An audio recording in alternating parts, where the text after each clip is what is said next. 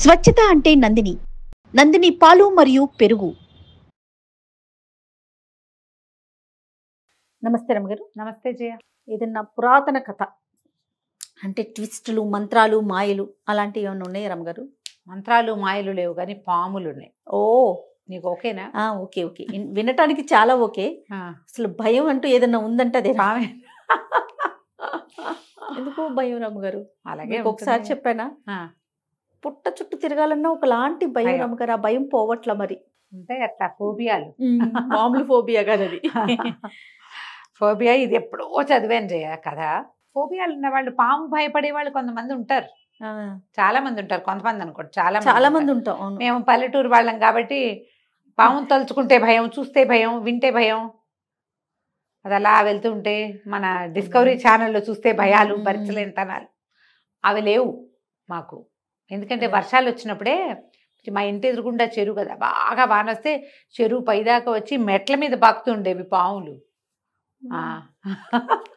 ఇంట్లోకి వచ్చేవి, పాలేళ్ళు ఎవరో ఒకళ్ళు చెరువులో ఉండేవి. అవే మామూలు పాములు ఉంటాయి, అవైనా అది ఇంత పొడుగు నుండి పాకుతూ ఉంటే ఏదైనా పామే కదా. ఏది విషయమో ఏది విషయం కాదు మనకు తెలియదు కదా. మనకు తెలియదుగా. ఇంట్లో కూడా ఎప్పుడైనా పాములు జొరబడేవి. అవునండి. ఎందుకంటే ఈ ఇల్లు కడుక్కోవటానికి తూములు ఉండేవి కదా, తూముల నుంచి కప్పల కోసం వాటి కోసం వచ్చేస్తాయి, తూముల్లోకి ఇంట్లోకి వస్తాయి. మేము తేళ్ళు, కాళ్ళజెరులు, మండ్రగబ్బలు, పాములు వాటన్నిటితో సహవాసమే పల్లెటూళ్ళలో. ఇంకా మాది పెద్ద ఎత్తిళ్ళు కాబట్టి తక్కువ, కానీ మేము చూస్తూనే ఉండేవాళ్ళం. అసలు మా దొడ్లో ఇంత పెద్ద పాము ఉంది, చాలా పెద్దది. ఎంత క్యాజువల్గా చెప్తున్నారు రమ్మగారు. తిరుగుతూ ఉండేదా? తిరుగుతూ ఉంటుంది, ఏం చేయదు. ఏంటి దాని దారిని అది ఉంటుంది, దాని దారి అది, మన దారి మంది. ఉంటాయి పాములు మనకి. ఆవులు బుస కొడతాయి పాము కనపడ్డప్పుడే.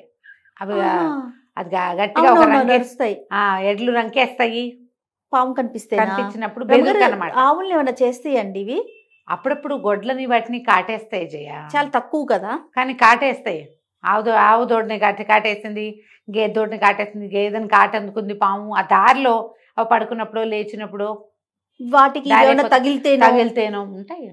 పాము గరిచిందని వచ్చేవాళ్ళు అయ్యే అట్లా. నా భయానికి తోడు ఎప్పుడన్నా ఏదైనా వీడియోస్ చూస్తున్నాను అనుకోండి, ఇవే కనిపిస్తాయి అమ్మగారు. ఎలాగో తెలుసా, వాష్రూమ్ లోపలికి వచ్చేసినట్టు, లాబరేటరీ లోపల కమోడ్ లో నుంచి బాత్రూమ్ లోకి వెళ్ళాలంటే భయం. మొత్తం వెతుక్కొని నిజంగా మొన్న మధ్య కూడా చూసాను ఇట్లానే వాష్రూమ్ లో వచ్చేసిందంట అనేసి. ఫోబియాలు. కానీ అవే కనిపిస్తాయి ఏంటో వీడియోస్ కూడా. అవును, చాలా భయం అనిపిస్తుంది. చెప్పండి అమ్మగారు, స్టోరీ చెప్పండి. పాతాళ నాగు కథ చెప్తా. ఎప్పుడో చదివాం. శోణ నదీ తీరంలో గౌడ నగరం అని ఒక నగరం ఉండేదట. శోణ నది పేరు. షో కాదు, శోణ అనాలి. షోణ అంటలే చూడు, నేను షో కరెక్ట్ గా పలుకుతున్నానా? సో కాదు, షో కాదు, షో. శోణ శోణ ఆ నగరం పేరు. ఈ శోణా నది తీరంలో ఈ గౌడ నగరానికి మహిపాలుడని ఒక రాజుగారు ఉండేవాడు. ఆయన యువకుడుగా ఉన్నప్పుడు ఒకసారి భార్య ఆయన కలిసి నదీ తీరానికి వ్యాహ్యాలకి వెళ్ళేవాళ్ళట. ఎంతంత దూరమో నడిచేవాళ్ళు. అది ఒక కొండని చుట్టుకుని రావాలట ఆ నదీ తీరం. వెళ్తుంటే కొంతమంది బెస్తవాళ్ళు చేపలు పడుతూ రాజుగారికి 3 పెద్ద పెద్ద చేపలు గిఫ్ట్ ఇచ్చారట. గిఫ్ట్ ఇస్తే ఒక బుట్టలో పెట్టించారు. పెట్టిస్తే నేను తెచ్చిస్తామని చెప్పారు. కోటకు తెచ్చిస్తామంటే, మీరెందుకు ఇంత దూరం కోటకు రావటం, నేను ఎలాగో కోటకే కదా వెళ్తా, ఆ బుట్ట నా చేతికి. ఆయన అంతా అంటే డౌన్ టు ఎర్త్ వాడనమాట. ఆ బుట్ట చేత్తో పుచ్చుకుని నడిచి వెళ్తూ ఇటు ఈ కొండ మలుపులోకి తిరిగారు కదా, నది మీద పక్కన పెద్ద బండ రాళ్ళు ఉన్నాయి. ఒక బండరాయి మీద కూర్చున్నారు భార్య భర్త. కాసేపు బుట్ట పక్కన పెట్టుకుని ఆ బుట్టలోంచి చేపలు తీసి చూశాడు. ఎంత ఉన్నాయి, ఏం చేయిస్తావు వీటితోటి అని మాట్లాడుతూ తీస్తుంటే ఆ బుట్టలో 3 చేపలతో పాటు ఒక సన్న అంతటి నల్లటి పురుగు లాంటిది కనపడింది. ఎర్రటి కళ్ళు దానివి. అది తోక ఇలా ఇలా ఇలా కదులుతుంటే ఆ రాణిగారు హడిలిపోయి, ఇదేమిటి ఏదో పురుగలేముంది అన్నది. అనేసరికి అది ఏమిటో వీళ్ళకి తెలియలే. చేపలతో పాటు వచ్చేసింది అంతే ఆ బుట్టలోకి. ఈయన ఏం చేశాడు, వీళ్ళు కూర్చున్న బండకి కొంచెం అవతలగా ఒక పాడుబడిన బావి ఉందట. నదీ తీరానికి కొండకి దగ్గరగా, నదీ తీరంలో కొండ దగ్గర. ఈ పురుగుని ఇట్లా తోకపట్టి తీసి ఆ బావిలోకి ఇలా పడేసాడు. ఏదో పురుగు దాని దారిని అది పోతుందని చేపలు పుచ్చుకుని ఇంటికి వెళ్ళిపోయారు. సరే వంటలు చేయించుకున్నారు, తిన్నారు. కొన్ని రోజులు గడిచాక ఈయన ఒక యుద్ధానికి వెళ్ళవలసి వచ్చింది. వెళ్ళాల్సి వచ్చేసరికల్లా సరే ఈయన యుద్ధానికి బయలుదేరాడు. సంవత్సరం పట్టిందట ఆయన వెనక్కి రావడానికి. ఏడాది అయ్యి ఆయన వస్తుంటే తన నగరం బయటంతా పాడుపడిపోయినట్టు, కాలిపోయినట్టు, చెట్లన్నీ కాలిపోయినాయి. ఆ నగరం బయట, నగరం వెలుపలే ఉండే చిన్న చిన్న గ్రామాలన్నీ మసిబారిపోయినట్టు అట్లా కనపడ్డం మొదలెట్టి, ఏంటి ఇదంతా ఇట్లా ఉంది, ఒక ఏడాది నేను లేకపోతే ఇదంతా ఇలా అయిపోయిందా అనుకొని వెళ్ళాడు. కోటకి వెళ్ళేసరికల్లా మన నగరం బయటంతా అట్లా ఎందుకుందంటే మీ వల్లే అదంతా అట్లా అయింది. నేను ఆ రోజే చెప్పాను, ఆ పురుగునేమో అందులో పడేశారు. అది పురుగు కాదు, పాతాళ నాగు. వాళ్ళు ఇంతే ఇది నలిపేస్తే చచ్చిపోయేది. ఇంత పెద్దది అయిపోయింది ఇది. దానికి వెర్రి ఆకలి, పాతాళానికి వెళ్ళే దారి తెలీదు. అది ఇక్కడే ఉంది. అది ఆకలేసి ఊళ్ళ మీదకి వచ్చేస్తుంది. అది నోరు తెరిచి బుస కొట్టిందంటే మంటలు వస్తాయి. ఆ మంటలకు రాళ్ళు రప్పలు కూడా తగలబడిపోతున్నాయి. అది ఎటువైపు వెళ్తే అటు. సంవత్సరం నుంచి చచ్చిపోతున్నాము దాంతో. కానీ అదేమిటి, బుస కొట్టుతుంది, మంటలు వస్తాయి, కానీ తింది ఎవరిని, అది కాటేదు, మనుషుల్ని తింది. అది దానికి ఆహారం కావాలి. ఆహారం ఏమిటి, అది పాలు తాగుతుందని ఎవరో చెప్తే ఊళ్ళో వాళ్ళంతా పాలు తీసుకొచ్చి పెడుతున్నారు. దానికి ఏం చేశారు, ఒక రాతి తొట్టె ఏర్పరిచి ఆ కొండ దగ్గర దాంట్లో పాలు పోస్తున్నారు. ఆ పాలన్నీ దాగి అది అక్కడక్కడే తిరుగుతుంది. ఎప్పుడైనా ఊళ్ళలో పాలు తక్కువ అవుతాయి, అప్పుడప్పుడు గొడ్లు అన్నీ ఇవ్వవు కదా పాలు. ఆ పాలు లేక అది ఊళ్ళ మీద పడుతుంది. బుసలు కొడుతూ ఆ ఆకలి కోపం తీరేదాకా తిరుగుతుంది. అన్ని చోట్ల మంటలు, రచ్చ. ఇక ఎన్ని గొడ్లు ఎన్ని పాలు తీస్తే సరిపోతుంది, అది ఎంత ఉంది, అది మామూలుగా లేదు. ఒక పెద్ద బండని ఆ 7-8 చుట్లు చుట్టుకుని పడుకుంటుంది. అది మామూలు పాము కాదు, అది పాతాళ నాగు. ఊళ్ళో వాళ్ళంతా గగ్గోలుగా ఉంది, ఏడ్చి మొత్తుకుంటున్నారు. పిల్లలకు కూడా పాలు ఉంటల్లా, పెరుగు లేదు ఎవరికి.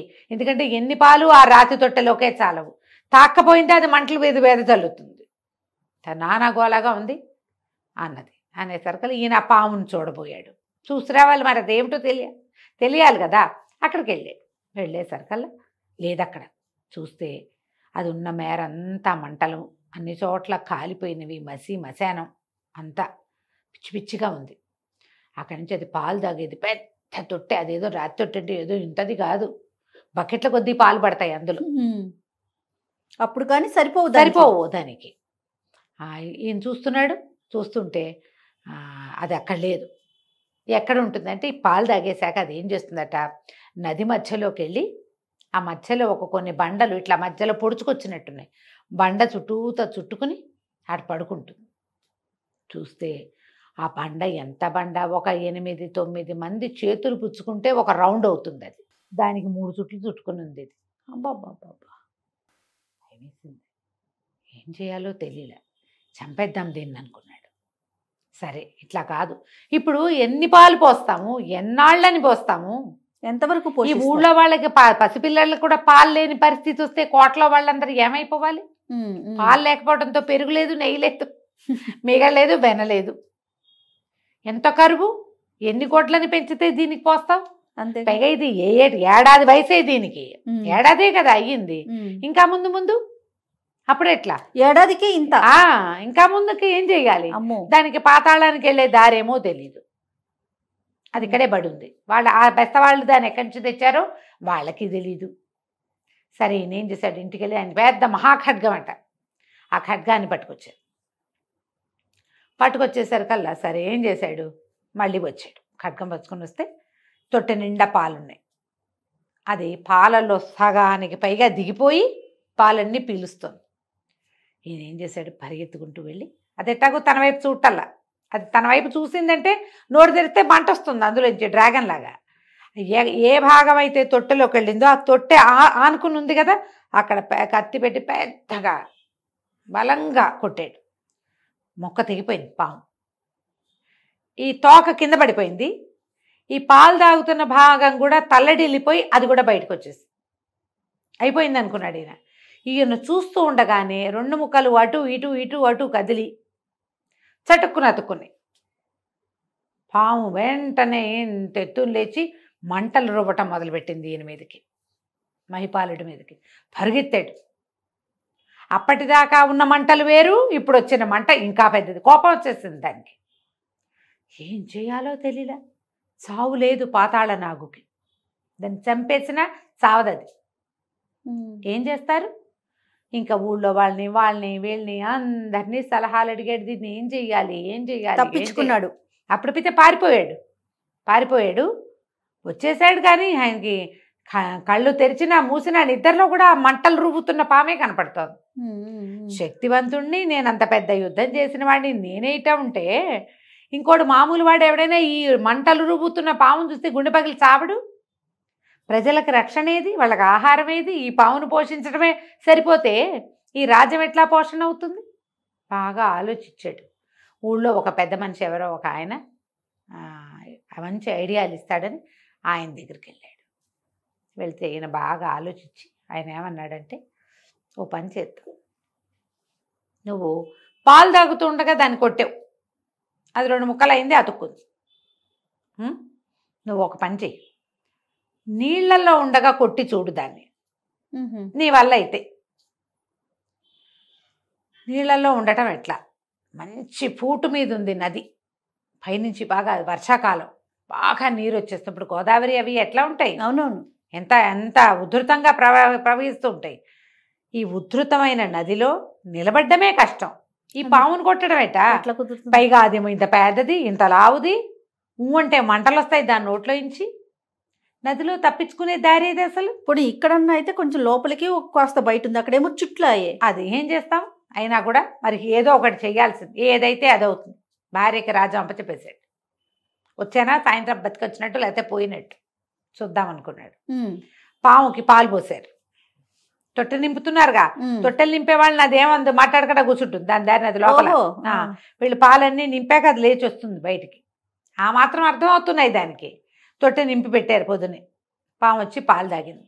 ఇతను ఏం చేశాడు, తొట్టె నింపి పాము వచ్చే లోపల ఈయన గబగబా నది వైపుకి వెళ్ళిపోయి ఏ రాయి మీదైతే అది చుట్టుకుని పడుకుంటుందో రోజు, ఆ రాతి మీద నిలబడ్డాడు కత్తిపుచ్చుకుని. రాతి మీదే నుంచున్నాడు, పైన రాతి మీద నుంచున్నాడు. ఈ సర్పం మొత్తం పాలన్నీ తాగి నది వైపుకి వచ్చింది. దానికి రాయిని సమీపిస్తుంటే తెలిసింది రాతి మీద ఒకడున్నాడు.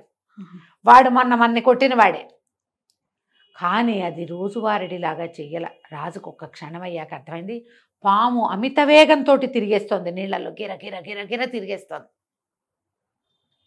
అది ఎక్కడ చుట్టుకుందో దాని తలేదో తోకేదో తెలియలే ఈయనకి, అర్థం కాల, ఏం చేయాలో తెలియలే. ఆయన అటు ఇటు చూసినట్టు దాని తల ఎక్కడుందో తోక, అదంతా స్పీడ్గా తిరుగుతూ ఉంటే తలని కదా నరకాలి, ఎక్కడదో కొడతాడు. ఆయన ఆశ్చర్యపోయి చూస్తూనే ఉన్నాడు. ఇట్లా తల తిప్పుతున్నాడు. ఈ బ్యాడ్మింటన్ ఆడేటప్పుడు చూస్తారు కదా, అటు ఇటు తలకాయ తిప్పుతున్నాడు. ఉన్నట్టుండి ఇతనికి తెలిసింది తన కాలికి ఏదో చుట్టుకుని లాగేస్తోంది తన్ని. తోకతో ఈయన్ని నీళ్ళల్లోకి లాగైపోయింది ఆ పాము. కాకపోతే తన్ని చుట్టుకోవడానికి దగ్గరకు వచ్చేసరికి తెలుస్తుంది కదా. ఈ తెలియగానే ఈయన ఏం చేశాడు, ఆ తోకని గట్టిగా నరికేశాడు. ఈయన కాల్ని పట్టుకోబోతున్నటువంటి ఆ తోక ముక్క తెగి నీటిలో పడిపోయింది. పడిన మరుక్షణం నీళ్లలో కొట్టుపోయింది. అది పూటు మీద ఉందిగా, ప్రవాహం ఉంది. అప్పుడు ఈయనకు అర్థమైంది, ఓహో నీళ్ళల్లో పడితే ఇది ఆగదు. అంతకుముందు ఏమైంది, 2 ముక్కలు ఒక దగ్గరే ఉండి అతుక్కున్నాయి. ఇప్పుడేటా అతుక్కుంటుంది, వెళ్ళిపోయింది. ముక్క లేకపోతే ఇక అక్కడి నుంచి అందిన చోట అందినట్టు టపా కొట్టేసాడు దెబ్బలు. ఈ రాయిని చుట్టుకుని 3 చుట్లల్లో చుట్టుకుని ఉన్న ప్రతి చోట అతనికి అందిన చోటల్లా కొట్టాడు. అన్నీ ముక్కలుగా అయిపోయి ప్రవాహ వేగానికి కొట్టుకుని వెళ్ళిపోయింది పాము. విపరీతమైనగా అలసిపోయాడు, ఆ రాయి మీదే కూలబడ్డాడు. పాము ముక్కలన్నీ వెళ్ళిపోయినాయి నీళ్ళలోకి. సాయంత్రానికి నీరసంగా అడుగేసుకుంటూ వచ్చాడు. సర్పం లేదు ఇంకా. ఊళ్ళో వాళ్ళంతా పండగ చేసుకున్నారు. పాతాళ నాగు పీడ విరగడైందని దండాలు పెట్టుకున్నారు. పాముని సంహరించినందుకు సర్పానికి ఒక గుడి కడదాం అని పరిష్కారాలు ఉంటాయి కదా, పరిహారాలు చేసుకోవద్దు. అంత పెద్ద సర్పాన్ని అన్ని విధాల ముక్కా చక్కా చేసేసి దుర్మార్గం కదా. ఒక జీవిని, పైగా సాధారణంగా ఒక సర్పాన్ని సంహరిస్తే దాన్ని దహనం చేయాలి, గుడి కట్టాలి. పాలు పోసి గుడి కడతారు. ఇప్పుడు పాలు పోయటానికి గుడి కట్టడానికి ఏమీ లేదు ఇక్కడ. సర్పం పేరుతోటి ఒక దేవాలయం నిర్మాణం చేసుకుందాం మనమని ఒక యజ్ఞం హోమం అవన్నీ పెట్టుకున్నారు. కాకపోతే అవి చెప్పిన వృద్ధుడు రాజుకి మేలు చేశాడు కదా, నీళ్ళల్లో కొట్టమని చెప్పి సలహా చెప్పాడు. రాజుకే కాదు పాతాళ నాగు కూడా మేలు జరిగింది. ఎందుకంటే ఈ ముక్కలన్నీ నీళ్ళలో కొట్టుకుపోయినాయా, సముద్రంలోకి చేరినాయి. నదిలో నుంచి వెళ్ళి ఎక్కడికి వెళ్తాయి, సముద్రంలోకి. ఆ సముద్రంలో ముక్కలన్నీ కలిసి నాగు అయిపోయింది అది.